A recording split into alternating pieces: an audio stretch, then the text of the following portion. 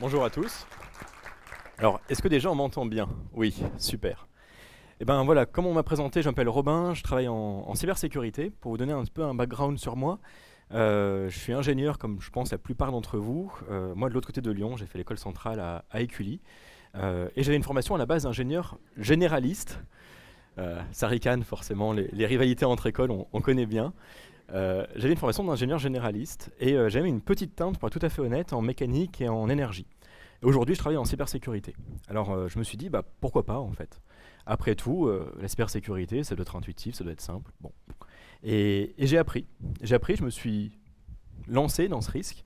J'ai apprivoisé cet inconnu, qui était mon nouveau métier. Et depuis, en fait, je fais ça avec un plaisir assez fou. Et on m'a dit, est-ce que tu pourrais venir parler de ton métier? Est-ce que tu pourrais venir parler sur la thématique embrasser l'inconnu? Et je me suis dit, qu'est-ce que c'est que l'inconnu pour moi? Et pour moi, l'inconnu dans mon métier au quotidien, ça se transforme en risque. Et je me suis dit, bah, ce dont j'ai parlé, c'est comment est-ce qu'on fait au quotidien dans nos métiers pour appréhender la notion de risque.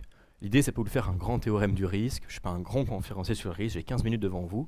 L'idée, c'est juste de donner quelques clés et quelques informations importantes sur comment on gère le risque en entreprise et qu'on peut aussi gérer au quotidien pour nous, pour mieux embrasser cet inconnu. Déjà, quand on veut définir les termes, il y en a la vieille blague de philosophie de dire le sujet de philo qui était qu'est-ce que le risque, et la personne qui répond le risque c'est ça.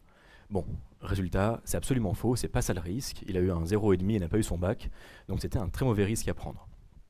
Le risque en réalité, c'est déjà faire la distinction entre deux types de risques majeurs qui peuvent nous arriver, et que ce soit au quotidien ou en entreprise. Déjà les risques que l'on connaît. Les risques que l'on connaît, c'est les risques où on a du recul, historique, mathématique ou autre. Par exemple, je vais prendre le risque quand on joue au loto. On sait tous que quand on joue au loto, bon, à peu de choses près, on perd à chaque fois.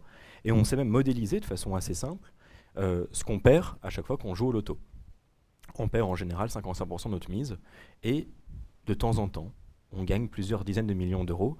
Et c'est pour ça que la Française des Jeux marche aussi bien dans cette partie de rêve qui est associée à ce risque. Il y a des risques, du coup, qu'on modélise. Comme je disais, le loto, assez simple à modéliser, c'est une loi mathématique. Il y a des risques, on les connaît par l'histoire. Typiquement, on va avoir des risques comme les épidémies. Je ne parle pas des pandémies, mais des épidémies où on sait que tous les ans, à peu près, il y a une épidémie de gastro en France.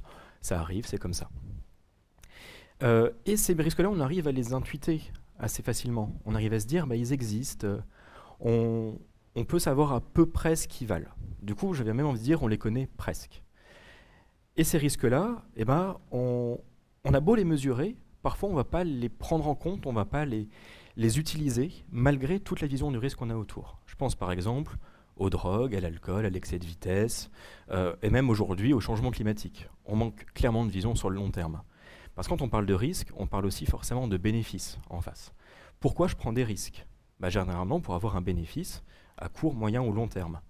Dans le cas de tous ceux que j'ai cités, généralement on comprend que le bénéfice à court terme, il existe, certes, c'est sympa, je vais m'acheter la dernière voiture hyper polluante, par contre à long terme, bon, c'est pas ouf. Pareil pour tout ce qui est alcool, drogue, à court terme c'est sympa, à long terme généralement, ça diminue notre espérance de vie. Du coup on a beau les connaître, on va quand même pas les traiter correctement. Et j'en ai à cette partie de traitement à la toute fin.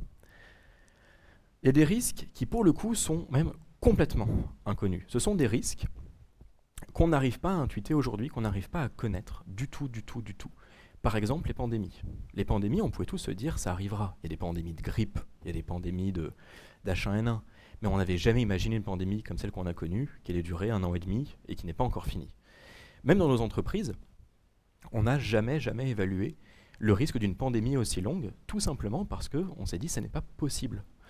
Il y a d'autres éléments, des risques inconnus qu'on a, même si on a du recul historique, on n'arrive pas à les mesurer. Typiquement, les crises économiques ou le risque de guerre.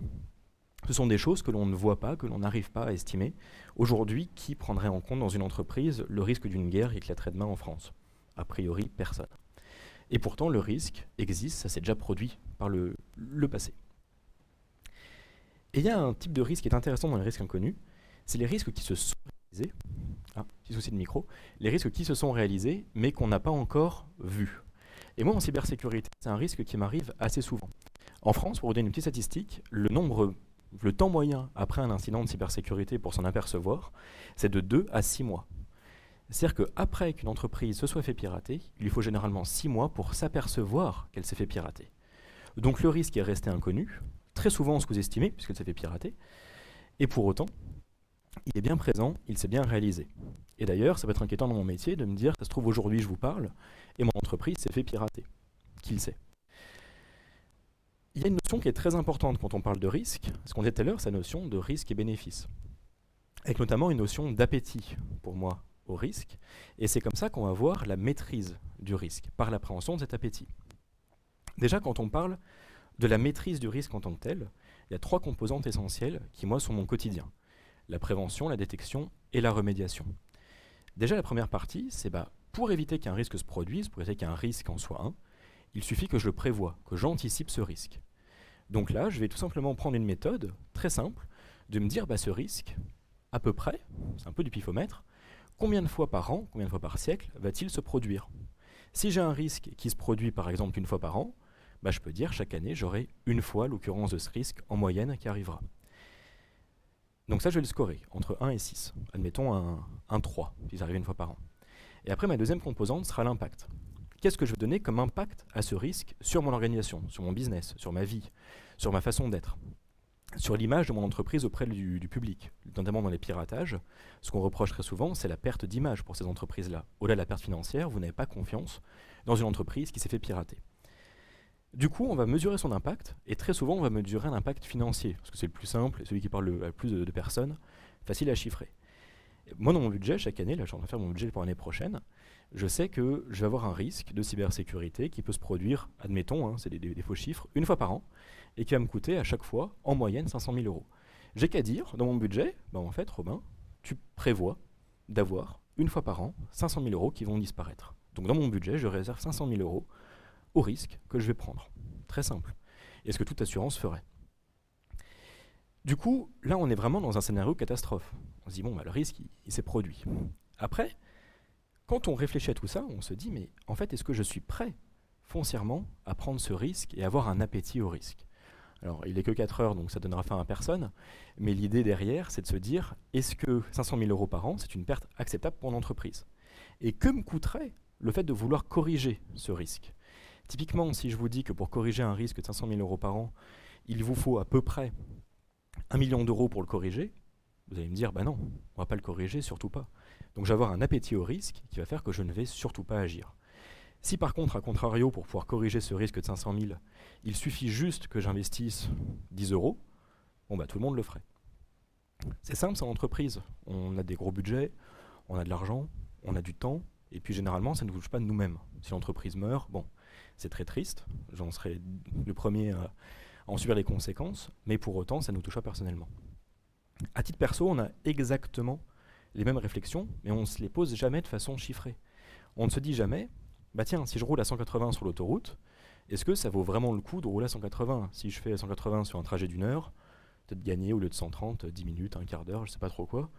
Et pourquoi in fine? Se poser devant les pubs en arrivant à la maison, le gain est pas incroyable, et pourtant je me suis mis en danger. Est-ce que ça en valait la peine? Est-ce que j'avais cet appétit au risque? Et quand je reprends ma matrice, chiffrée, avec un score de probabilité allant de 1 à 6 et un score d'impact allant de 1 à 6, que chacun définira comme étant sa propre matrice, par votre propre appréhension du risque et votre propre appétit au risque, on va pouvoir se dire, je suis prêt à prendre un risque chiffré, admettons, à 12 à chaque fois. Et tout ce qui est inférieur à 12, pour moi, c'est du risque acceptable, du risque auquel je ne veux aucune maîtrise. Par contre, un risque qui est supérieur à 12, c'est un risque que je vais devoir corriger. Et moi, j'ai très souvent une question d'entreprise, c'est de me dire, ok, maintenant j'ai un risque que je vais scorer par exemple à 6. C'est quoi la bonne réponse face à un risque à 6? De se dire, je ne fais rien, j'en fais encore moins, ou j'en fais encore plus. De façon assez surprenante, on pourrait avoir une réponse qui serait de dire, j'en fais encore moins. Parce qu'un risque à 6, quand on a un appétit à 12, ça veut dire qu'on n'a pas pris assez de risques. On a fait de la surqualité ou de la surprotection. Et très souvent, elle vient impacter le business en face. Elle vient impacter notre qualité de vie, elle vient impacter notre capacité à progresser. Et ça, on le retrouve aussi à titre perso. Si je ne vis pas, si je ne prends aucun risque, typiquement, il ne va rien m'arriver. Ni de bien, ni de mal. Dommage, j'aurais pas vécu.